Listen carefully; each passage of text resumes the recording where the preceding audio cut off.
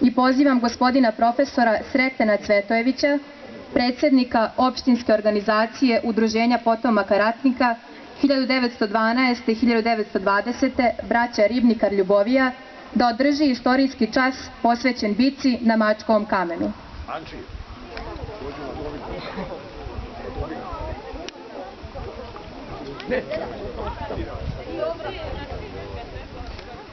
Časni oci, uvaženi gospodine državni sekretare iz Ministarstva Vlade Republike Srbije, poštovani gospodo predsjednici opština Krupanj i Ljubovija, časni potomci Saveza udruženja potomaka ratnika Prvog svjetskog rata i udruženja koja neguju tradiciju oslobodilačkih ratova Srbije, draga naša deco, dame i gospodo, braće i sestre, velika mi je čast da danas ovde ispred ove svete kosturnice i ispred svih vas pokušam da bar malo otrgnemo iz zagrljaja zaborava ono što se desilo ovde pre 101 godinu.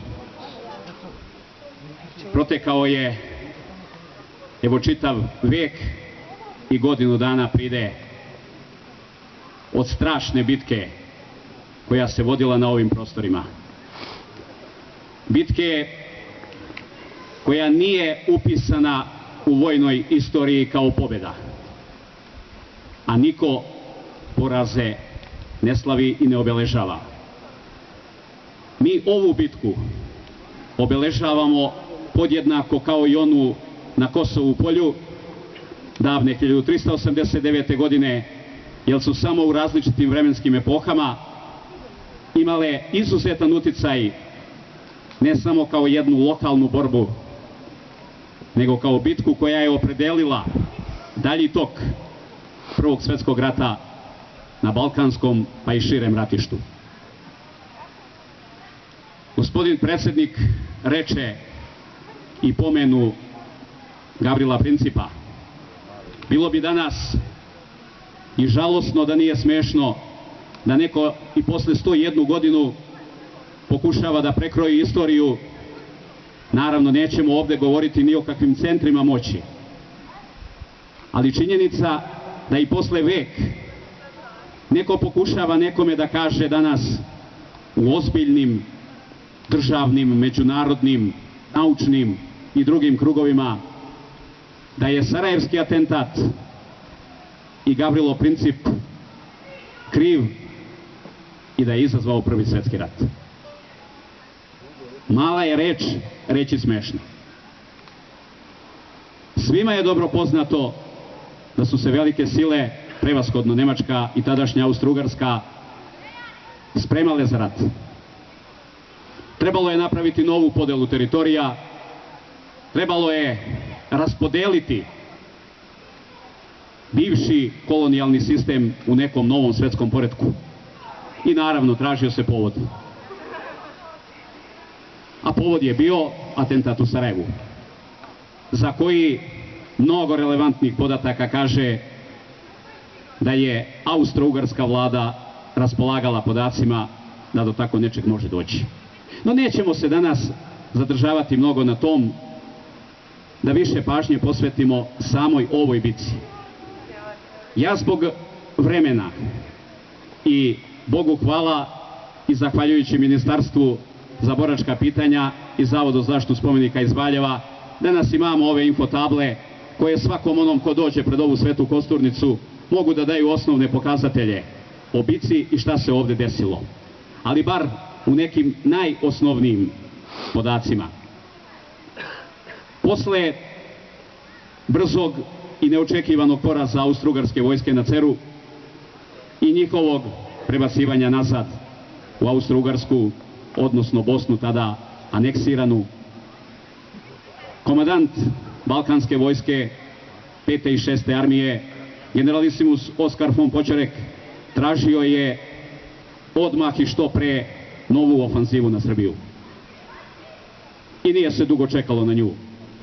Već 8. septembra u ranim jutarnjim satima pod maglom 5. i 6. Austro-Ugarska armija izvršile su frontalni napad. 5. armija na takozvanoj Donjoj Drini od ušća Jadra u Drinu, pa do ušća Drine u Savu kod Jamene, a 6. Austro-Ugarska armija od ušća reke Jadar pa preko Loznice, srednjom Drinom do iznad Ljubovije i veze sa Užičkom vojskom.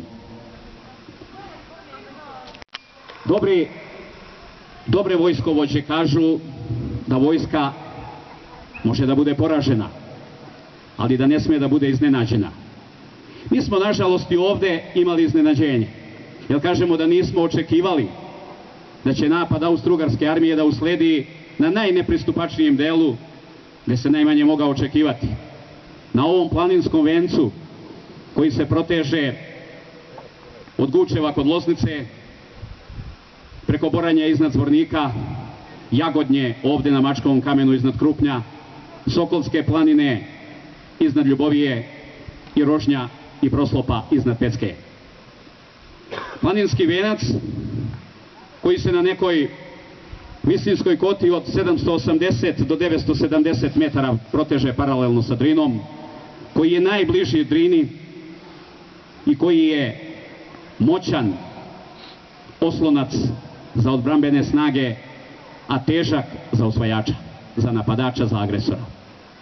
No baš tu, 6. Austro-Ugarska armija sa svojim 15. i 16. korpusom rano ujutru forsirala je Drinu i s obzirom da su glavne snage srpske vojske bile koncentrisane u dolini Jadra, očekujući da će tamo uslediti glavni udar, ovde, na ovom vencu, bio je drugi poziv, a na samoj obali Drine treći poziv, koji objektivno u tom momentu srpskoj vojsci koja je izašla iz balkanskih ratova sa teškim gubicima nije ni mogao da se očekuje neki značajniji otpor. I ovde već 10. septembra oko 19 časova jedinice 16. korpusa zauzele su napuštene rovove na Mačkovom kamenu.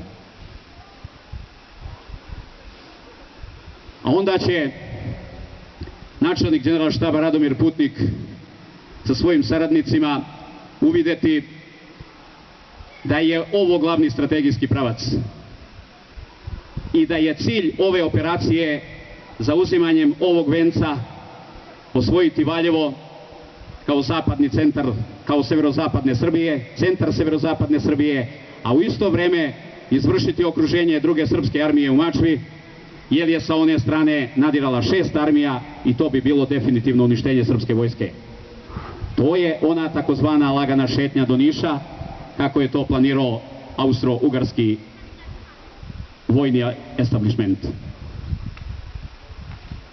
Zato dolazimo do ključnog pitanja.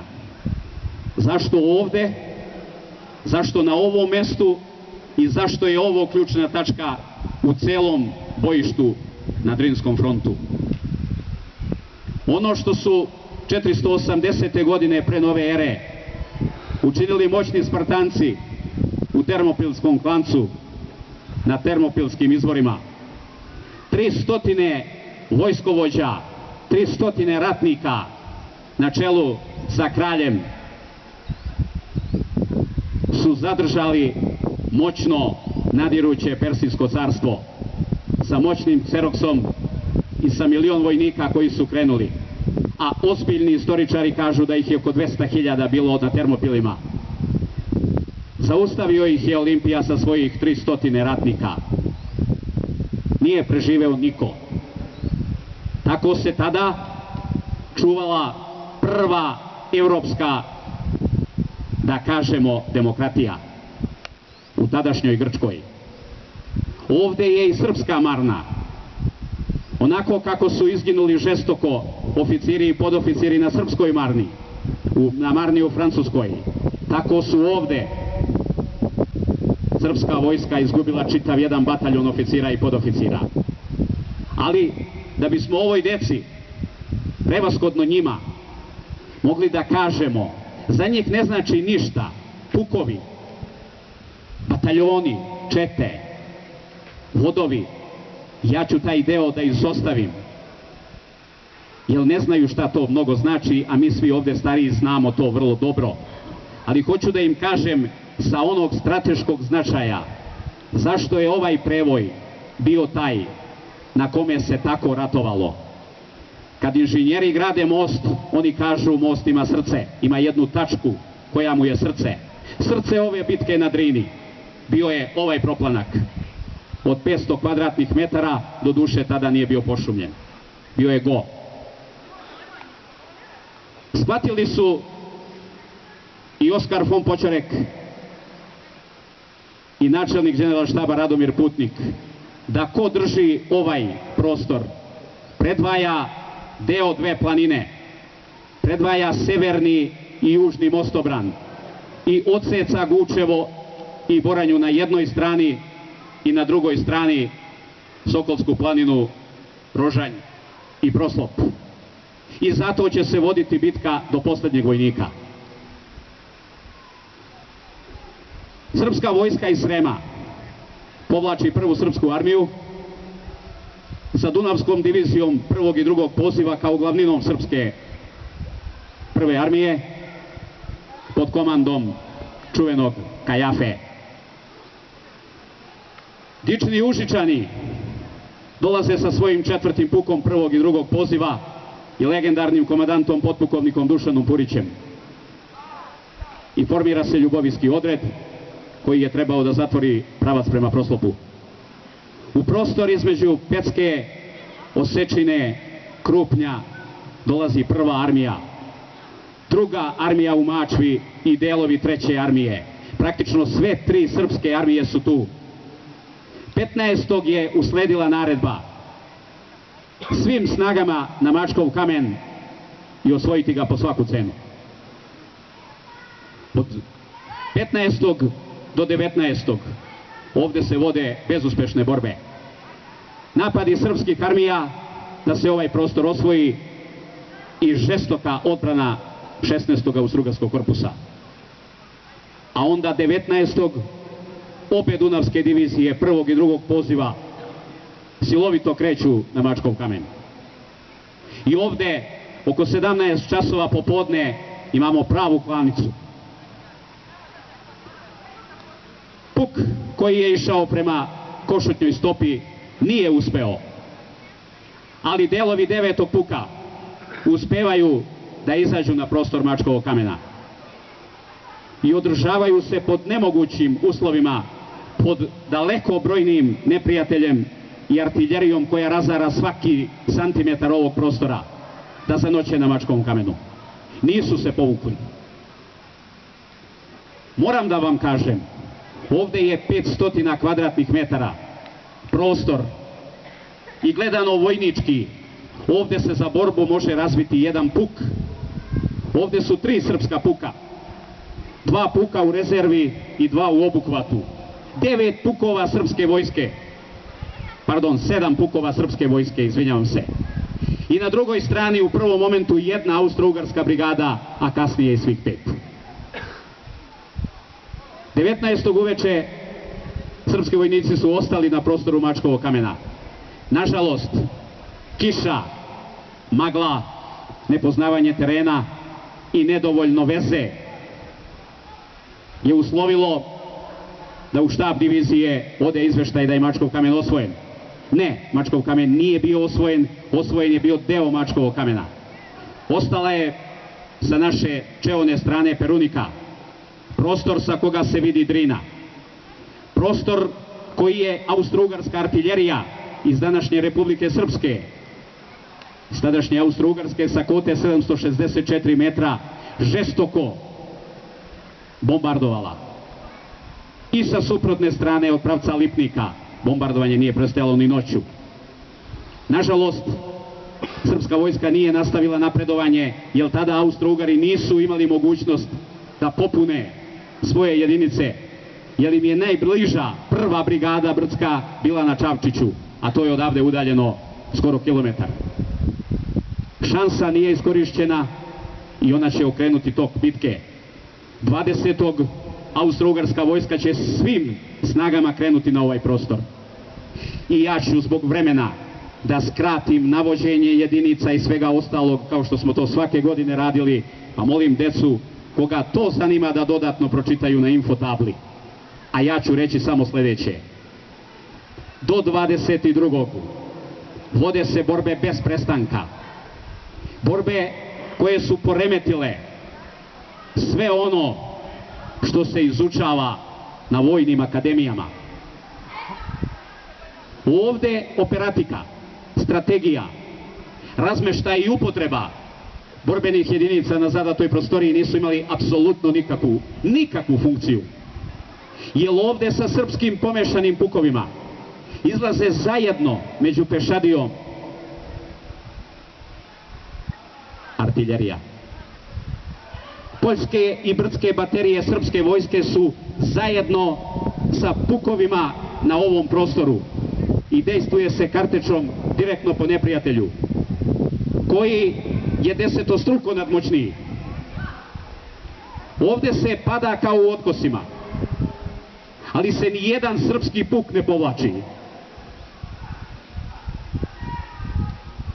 21. septembra na Mačkovom kamenu su najžešće borbe. Najžešće borbe zabeležene u istoriji ratovanja u ovakvim okolnostima. Kao što sam rekao, za borbu se može razviti jedan puk. 3 puka srpske vojske su u tom momentu 21. ovde na ovom prostoru. A onda legendarni komadant Užičke vojske Dušan Purić u borbu bez odobrenja komande divizije uvodi svoj 4. puk. Onim čuvenim rečima: vojnici, mi smo ovde došli da ginemo za otadžbinu. Komandiri ispred svojih vodova i četa, komandanti ispred bataljona, a ja ću ispred svih vas. Juriš u borbu za kralja i otadžbinu. Dalo je to silnu snagu vojnicima. Pomerena je linija fronta. Ostalo je se i 21. na Mačkovom kamenu. Nažalost, Košutnja stopa na 940 metara nadmorske visine nije mogla da se osvoji i bočna artiljerijska vatra je kosila srpsku mladost. Sa druge strane, 109. Landšturmska austro-ugarska brigada sa teškim haubicama izoravala je kompletno teren od ove ivice od Perunike do ovde. I Čeono, artiljerija sa suprotne strane, ali nije bilo povlačenja. No bila je i komanda za mnom. Naravno, ja ću kao bivši oficir da kažem da to naravno u današnjim uslovima nije normalno izgubiti u prvim redovima komandante. Ovde je poginulo 115 srpskih oficira, od čega 5 komandanata pukova, 17 komandanata bataljona i 176 oficira i podoficira je ranjeno, među kojima i princ Đorđe Karađorđević 19. kada je došao iz Valjeva da poseti jedinice, da obiđe položaje na Mačkovom kamenu. A onda 22. definitivni rasplet. U toku noći, odmah posle 24 časa, austro-ugarske snage su krenule na ovaj prostor, molim vas, sa 20 bataljona. Gospoda znaju šta je 20 bataljona, a vi, deco, molim vas, pitajte svoje nastavnike u školi koliko je to vojnika. 20 bataljona austro-ugarskih i sva raspoloživa artiljerija koja je usredsredila vatru na ovaj prostor. Do 5 časova ujutru srpski vojnici su odbili 3 napada. Do 7 časova još jedan. A u 7 časova nesnosna artiljerijska vatra razara svaki pedalj ovog prostora. Na hiljade je mrtvi. I ponovo nema povlačenja. Dušan Purić sa svojim 4. pukom posle 7 časova pokušava da odbaci nadirućeg neprijatelja. Juriša 2 puta i odbacuje ih oko 200 metara. Ali ne može da se zadrži na zauzetim položajima i oko 9 časova jedno zrno ga pogađa ispod desnog pazuha i Dušan Purić pada smrtno mrtav. Svi komandanti iz Užičkog puka su izbačeni iz stroja, što izginuli, što ranjeni. Nema ko da posle Božanovića preuzme komandu nad Užičkim pukom, pa je preuzima načelnik štaba iz Dunavske divizije major Simović. To govori o tome, čete se svode na 50 i 60 ljudi za kojima komanduju podnarednici. Nakon pogibije Dušana Purića ne povlače se, srpska vojska uvodi posljednju rezervu u borbu i više nema koga da uvede. Odbijaju se još 2 napada, a onda oko 15 časova austro-ugarski vojnici otprilike na sredini ovog prostora između 18. i 5. prekobrojnog puka uspevaju da probiju ovu liniju odbrane. Rovove koje i danas vidimo ovde, tog dana su 5 puta prelazili iz ruke u ruku, da kažemo. Zauzimani, gubljeni, zauzimani, gubljeni. Borba na bajonet, na nož, zubima. Konačno, nadmoćni neprijatelj je oko 15 časova ovladao ovim prostorom i srpska vojska se povlači na rezervne položaje da bi se konačno uredila i formirala odbranu na liniji Šanac-Bobija. To će biti kraj čuvene bitke na Mačkovom kamenu. Formalno kraj. Zašto kažem to? Zato što austro-ugarske snage nisu mogle dalje da nastave gonjenje, jer za to nisu imala snaga. Trebalo je izvršiti popunu. Ovde su pobrojali 2000 mrtvih, oko 1200 svojih i oko 800 leševa srpskih vojnika. 2000, a rekao smo da je 500 kvadratnih metara. 2000 poginulih na kraju bitke na 500 kvadratnih metara, 4 poginula na kvadratni metar. Zašto danas kažemo da je ovo prostor gdje je svaki pedalj i svaka travka natopljena krvlju?